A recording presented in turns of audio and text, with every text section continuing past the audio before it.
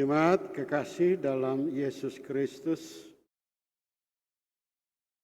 saat kita membaca pembacaan kita,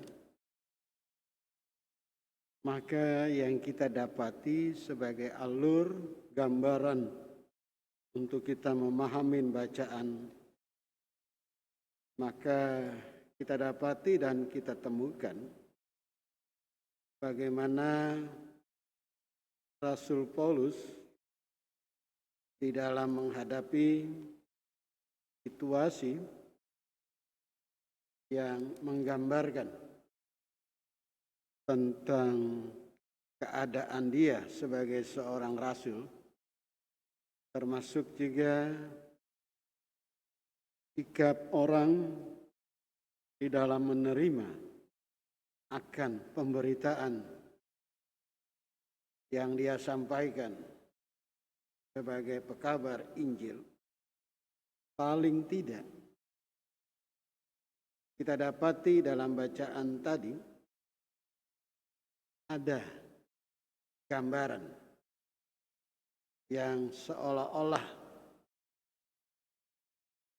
Paulus dihadapkan dengan suatu keputusan di luar dugaan dia. Hingga kita dapati, kita ungkapkan apa yang dikatakan oleh mereka dan secara khusus di dalam Kisah Para Rasul pasal 21. Kalau kita baca dari ayat pertama sampai ayat yang ke-14, kita jumpai dia diperingatkan sampai 2 kali. Baik oleh jemaat yang ada di Tirus, baik jemaat yang ada di Kaisarea, tentang apa yang akan diterima, dialami oleh Rasul Paulus. Paling tidak, Paulus sikapi itu dengan tetap melakukan dengan kondisi-kondisi yang menerima apa yang akan dia dapati dan sekaligus yang dia alami. Maka di saat tema bacaan ini bicara, jadilah kehendak Tuhan, seperti yang disampaikan di dalam ayat yang ke-14. Sebelumnya, Paulus pernah berkata di dalam Kitab Roma pasal pertama ayat 16, saya bisa bacakan untuk jemaat kekasih di rumah. Sebab aku mempunyai keyakinan yang kokoh dalam Injil, karena Injil adalah kekuatan Allah yang menyelamatkan setiap orang yang percaya, pertama-tama orang Yahudi tetapi juga orang Yunani. Menggambarkan di sini jemaat kekasih dalam nama Tuhan. Inilah penyataan yang diungkapkan oleh Rasul Paulus, bahwa Injil adalah kekuatan Allah yang menyelamatkan setiap orang percaya. Jadi keselamatan itu diperoleh melalui iman dalam Yesus. Berarti iman kehidupan yang menjadi dasar hidup orang Kristen itu memberikan arahan untuk tetap menyerahkan diri kepada Yesus sebagai Tuhan dan membuka diri untuk dikuasai Roh Kudus yang bekerja di dalam hidup orang percaya. Jadi apa yang Paulus sikapi, dia tetap menunjukkan tentang kekuatan Allah dalam hidup seseorang orang percaya, termasuk dia sebagai seorang pemberita Injil atau sebagai seorang rasul, bahwa pengutusan dia sebagai seorang pemberita Injil itu sudah punya dampak yang mengubah dunia. Tentu karena Tuhan yang selalu menuntun perjalanan hidup, dan disitulah Rasul Paulus yakin bahwa hidup yang dia jalani sebagai cara hidup dan sikap dan tindakan dia kelak, tentu dia mengutamakan menyenangkan hati Allah. Sebab apa yang dia lakukan adalah untuk bermanfaat tentu bagi memuliakan Allah. Sehingga dia yakin apapun yang terjadi dalam pelayanan dia, baik dari pihak orang Yahudi maupun orang Yunani, orang Yahudi, non-Yahudi, mau mengatakan bahwa dia tetap seperti tadi di awal, berpedoman keselamatan itu hanya diperoleh melalui iman dalam Yesus. Dia tetap tunjukkan penyerahan diri. Dia tetap terbuka, dikuasai. Hingga apa yang tertera, apa yang disampaikan di dalam bacaan kita ini mau mengatakan bahwa walaupun Rasul Paulus diingatkan 2 kali agar tidak ke Yerusalem, paling tidak dia tahu ada bahaya yang akan menimpa dia saat dia ke Yerusalem. Tetapi Rasul Paulus yakin, dan inilah yang disampaikan oleh penulis, yaitu Lukas.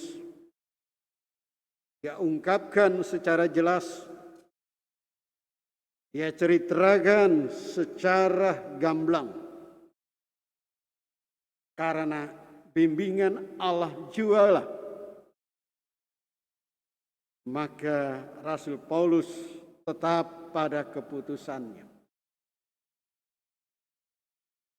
Seperti yang kita baca dalam ayat yang ke-13. Tetapi Paulus menjawab, "Mengapa kamu menangis? Dan dengan jalan demikian mau menghancurkan hatiku? Sebab aku ini rela bukan saja untuk diikat, tetapi juga untuk mati di Yerusalem oleh karena nama Tuhan Yesus."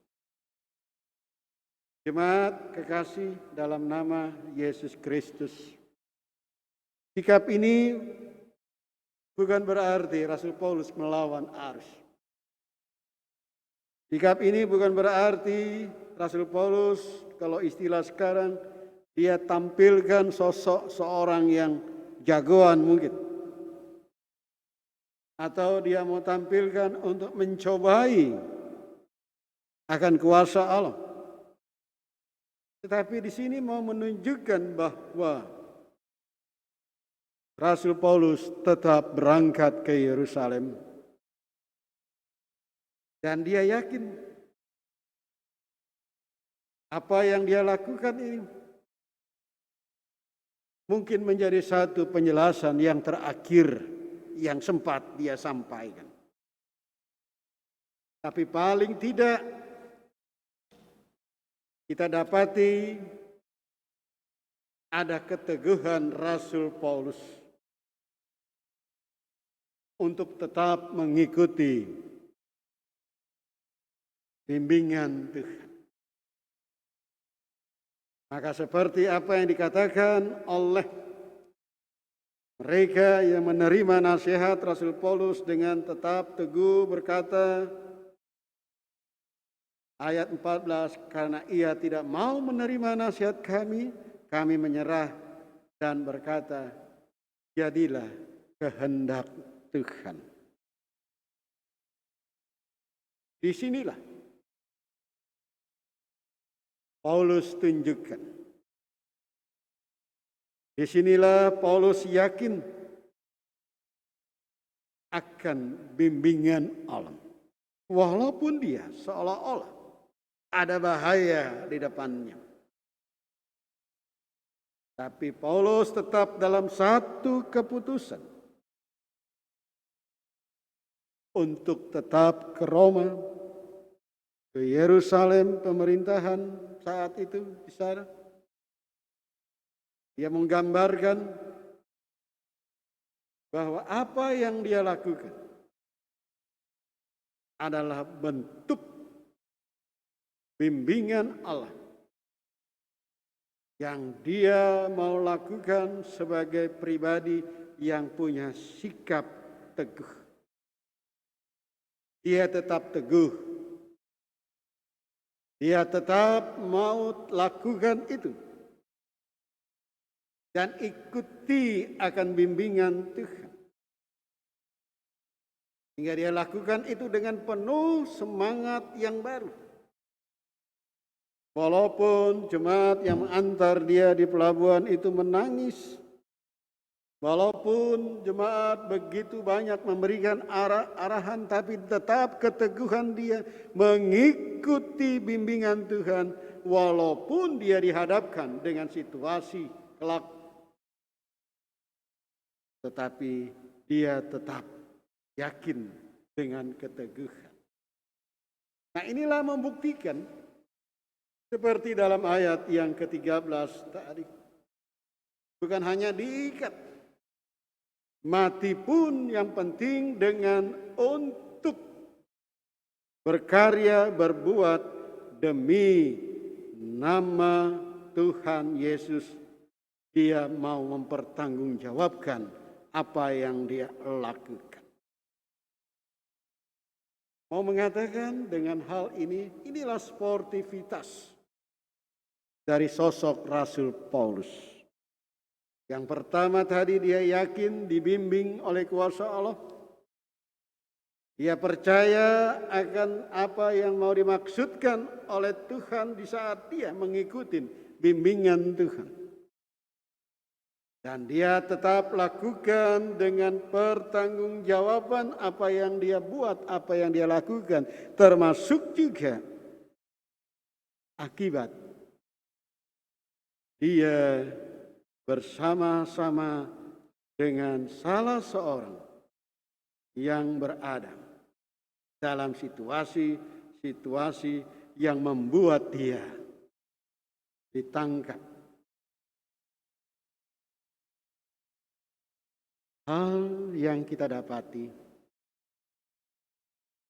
bahwa Rasul Paulus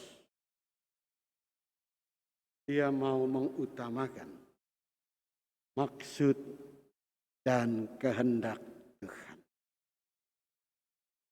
Mungkin kalau kita melihat di akhir dia nanti ditangkap dengan satu tuduhan yang berbeda. Kita nanti baca dalam pasal 21 ayat 27 sampai 36 terang benderang dia bersama dengan seseorang saat itu yang bukan orang Yahudi.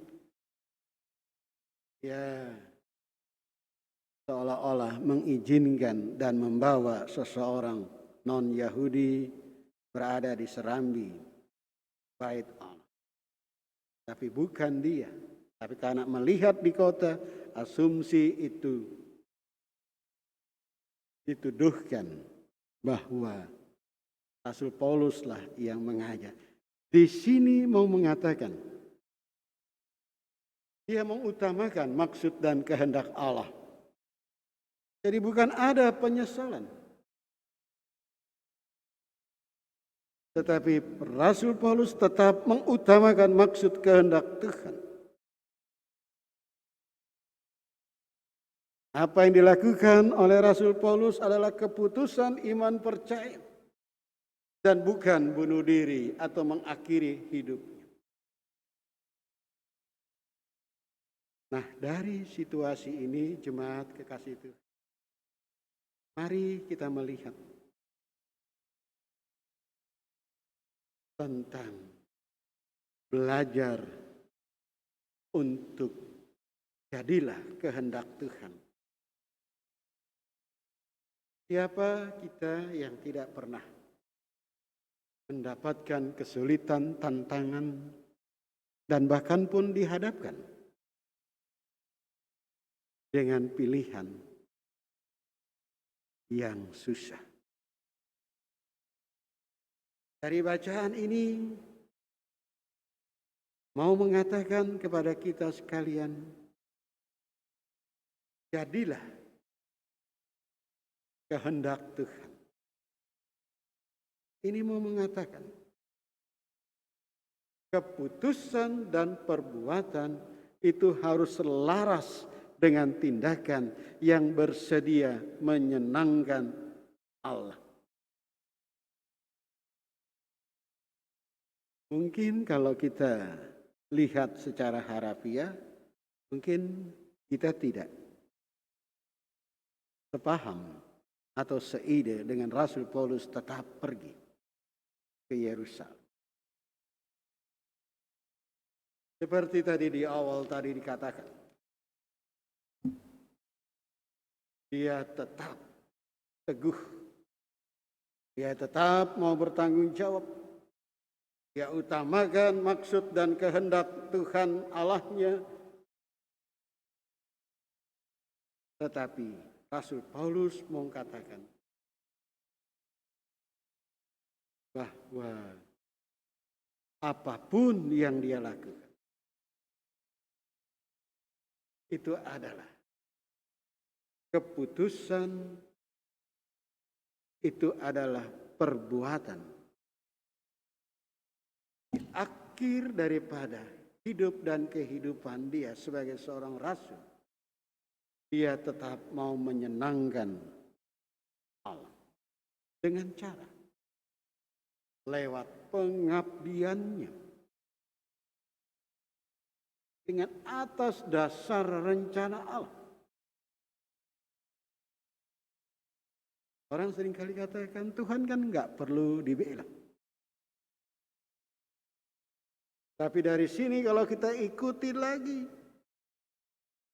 di saat dia disidang, di Roma juga tidak dapati kesalahan dia, sehingga dibawa, di Yerusalem, lalu dibawa ke Roma, baru di situ bisa diputuskan. Belajar dari sini, Paulus memberikan gambaran. Jadilah kehendak Tuhan adalah tunjukkanlah pengabdian dengan dasar kehendak dan rencana Allah. Inilah ukuran yang tertinggi pengabdian. Zaman sekarang, jadilah kehendak Tuhan di tengah-tengah situasi dan keadaan ini kita sulit. Dan bahkan pun kita diperhadapkan kepada problematik dengan banyak tawaran-tawaran. Tapi justru dengan banyak tawaran-tawaran tadi kita bisa memilah dan membeda-bedakan manakah yang menyenangkan hati Tuhan, manakah yang tidak. Ukurannya adalah mari tunjukkanlah kadar sebagai ukuran nilai yang mulia, yaitu pengabdian atas dasar kehendak Allah dan sebagai orang percaya, atau secara khusus kita selaku milik kepunyaan Allah. Dengan satu harapan, menyenangkan Allah. Itu selaras dengan bentuk pengabdi. Keputusan sebagai tindakan menyenangkan Allah itulah yang harus kita tunjukkan dengan pengabdian menurut karakter kita, hingga tidak terbias, tidak terpolarisasi, atau tidak memberikan sesuatu yang dimanipulasi, atau lebih jeleknya lagi, kita berkolaborasi untuk menghindar dari tawaran dan godaan. Tetapi jika dilakukan bukan sesuai kehendak. Dan di sini Rasul Paulus katakan, dia mau tunjukkan pertanggungjawaban imannya sebagai seorang Rasul Allah. Dia tetap jalin hubungan dengan Allah dengan segala situasi. Bukan hanya pada saat dia memberitakan Injil itu. Disitulah pelayanan dan kesaksian tadi. Tetapi dia mau lakukan hidup agar apa yang dia pertanggungjawabkan ini. Inilah menjadi berita kehidupan yang baru. Yang memuliakan nama Allah. Inilah kebenaran sebagai bentuk pertanggungjawaban iman lewat panggilan tadi. Inilah cara hidup yang dikehendaki oleh Allah. Inilah menyenangkan yang Allah minta. Inilah jadilah kehendak Tuhan. Dalam situasi, kondisi sekarang ini, mari lakukanlah menyenangkan hati Allah.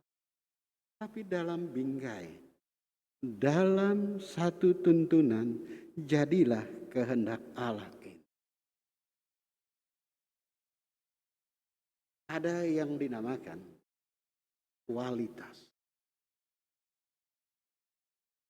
Ada yang dinamakan sebagai bentuk yang kita kenal dengan kebenaran. Nilai tambah yang punya arti. Inilah berita kehidupan. Orang katakan gajah mati tinggalkan gading, manusia mati meninggalkan kemuliaan nama. Inilah cara hidup. Inilah jadilah kehendak Allah tadi. Sehingga kita belajar bagaimana kita dalam hidup ini jadilah kehendak Tuhan adalah bagaimana kita menyenangkan Allah. Dan yang kedua adalah hiduplah selaras dengan perilaku.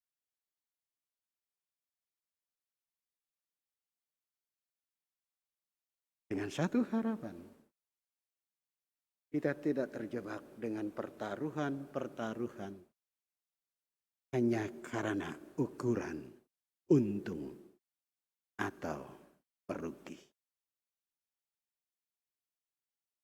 Hidup orang percaya adalah bagaimana kita lakukan itu sesuai kehendak Tuhan, maka jadilah kehendak Tuhan tadi. Tentu dalam bingkai karya keselamatan. Dan disitulah kita melihat Paulus tetap menahan emosionalnya yang terkontrol dengan dikendalikan Tuhan untuk bersejarah bersama dengan Tuhan. Dan hidupnya ini adalah hidup dengan kehendak Tuhan. Bukan gambaran abu-abu. Bukan gambaran abal-abal atau asal-asal saja. Yang penting cari aman. Tapi Rasul Paulus gambarkan dalam bacaan ini. Dia tetap berperilaku hidup dengan rencana Tuhan untuk diteruskan. Dia dapat kendali diri. Dia tidak melakukan sesuatu pemberontakan. Tapi justru dia memperlihatkan akhir daripada perjuangannya untuk tetap dalam rencana Tuhan tadi. Inilah pengalaman yang dia bagi kepada kita sekalian pada zaman sekarang ini. Bahwa hidup ini bukan di awal. Hidup ini bukan hanya sekedar tampilan-tampilan indah yang sifatnya hanya sementara atau sesuai dengan keadaan-keadaan. Tetapi Rasul Paulus buktikan dia tetap punya sikap dan berperilaku sesuai kehendak Tuhan. Dan dia lakukan sesuai dengan rencana. Mau mengatakan bagi kita, siapapun kita, sekali lagi kita pasti pernah alami seperti apa yang diperhadapkan kepada Rasul. Rasul Paulus tetap tunjukkan kepercayaannya. Dan dia mau hadapin situasi ini. Bukan karena dia mau untuk memperlihatkan kesalahannya yang tidak ada pembuktian tadi. Tapi dia tunjukkan tujuan akhir dari hidup dan kehidupan. Sehingga apa yang dia lakukan menjadi contoh kehidupan sebagai seorang berpribadi yang sesuai dengan rencana. Inilah contoh kehidupan kedua yang kita belajar dari Rasul. Jadilah kehendak Tuhan. Contoh kehidupan inilah menjadi berita yang baru. Inilah menjadi kabar sukacita. Inilah menjadi berita yang menyegarkan. Dan kita saat sekarang dapati dalam surat-surat Rasul Paulus, khususnya dalam bacaan. Tidak ada yang mari bersama-sama. Jadilah kehendak. Lewat hidup, lewat karya. Tapi situasi dan keadaan. Kita tetap menyenangkan Tuhan. Kita tetap. Bukan kehidupan ini menjadi contoh keteladanan yang menjadi berita bahwa manfaat. Tuhan memberkati bagi kita. Terpuji namanya kekal abadi. Amin.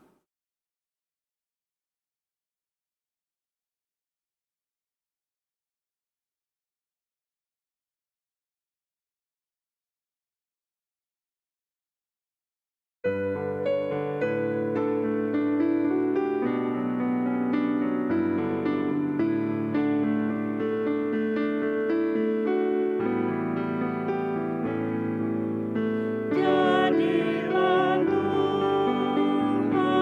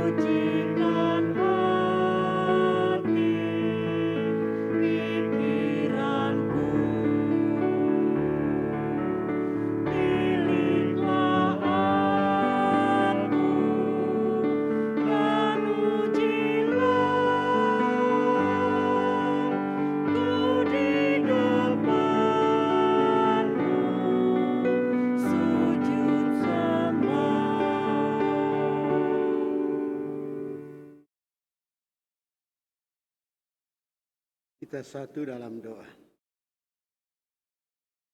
Kami menyadari, ya Allah, bahwa kami harus sesuai hidup ini dalam mengembangkan nilai-nilai kehidupan agar terjadi hubungan kami dengan Engkau tidak terputus. Hubungan kami dengan orang lain kiranya menjadi berita yang bermanfaat. Tuhan mengajarkan bagi kami untuk kami tetap hidup sebagai milik kepunyaan Allah. Saat ini juga kami serahkan seluruh hidup dan kehidupan kami, baik kami sebagai warga gereja, kami sebagai warga jemaat, dengan masing-masing anggota keluarga kami masing-masing, dan kami yang ada di sektor, di ke-14 sektor, di GPIB Jemaat Bethesda Sidoarjo. Dan juga kiranya menyertai kebersamaan kami, hingga kami mengutamakan menyenangkan Allah. Kami lebih mau menunjukkan keteladanan sosial agar hidup dan kehidupan kami menjadi berita yang semarak, yang menyukakan dan membahagiakan siapa saja yang mendengar. Kami juga berdoa, ya Tuhan, bagi presbiter, ngurus unit misioner, Pelkat, komisi, BPPJ, dan kami juga berdoa buat pegawai kantor majelis jemaat. Engkau panggil dan Engkau juga pasti siapkan kami dalam pengutusan kami. Tuhan juga pasti melengkapi kami, dan Tuhan pasti tuntun kami dalam kuasa Roh Kudus sehingga kami dapat memahami akan suara tuntunan dan kehendak Tuhan. Tuhan juga berkatin bagi jemaat-Mu dengan segala keberadaan mereka di saat mereka berada dalam situasi-situasi, baik bekerja, berusaha yang kadangkala mereka dihadapkan dengan berbagai rintangan dan bahkan pun kesulitan, tidak menutup kemungkinan ada ancaman kehidupan.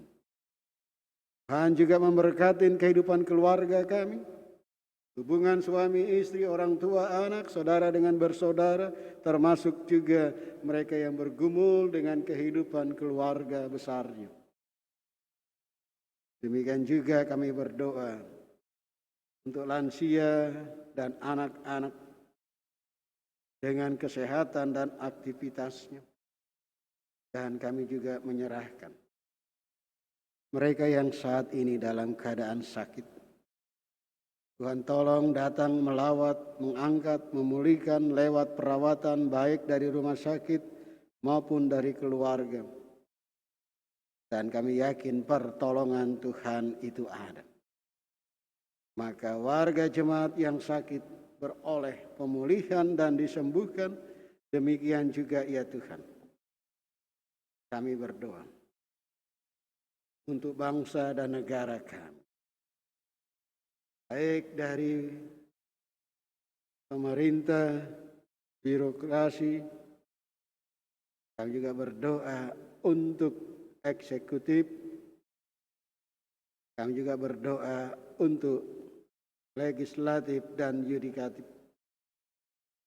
Pakailah seluruh kepunyaan negara ini di dalam menciptakan dan menjaga stabilitas hidup bersama, baik sosial, baik ekonomi, politik, maupun juga dalam kehidupan bersama. Demi Indonesia maju, Indonesia tangguh, dan secara khusus saat menghadapi pemulihan kesehatan dari pandemi COVID-19, dan juga pemulihan ekonomi masyarakat. Bergeliat perekonomian di segala pelosok Indonesia ini dapat terjadi dengan harapan masyarakat tenang dan sejahtera dan tetap memperhatikan protokol kesehatan. Kami yang ada di pemerintahan Kabupaten Sidoarjo, Tuhan pakai gubernur, wakil gubernur, seluruh perangkat-perangkat lainnya, TNI, Polri, demikian juga yudikatif, sehingga masyarakat Sidoarjo beroleh ketenangan, kenyamanan, ada damai, ada kesejahteraan. Berkati usaha-usaha dari seluruh aparatur negara ini bersama dengan peran swasta, termasuk juga masyarakat.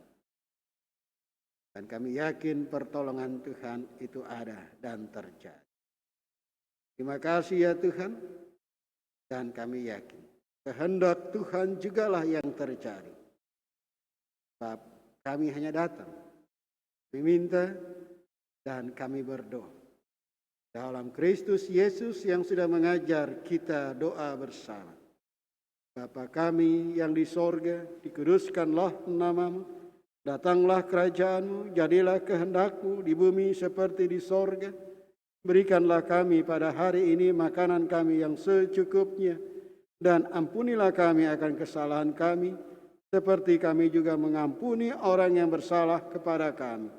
Dan janganlah membawa kami ke dalam pencobaan, tetapi lepaskanlah kami daripada yang jahat.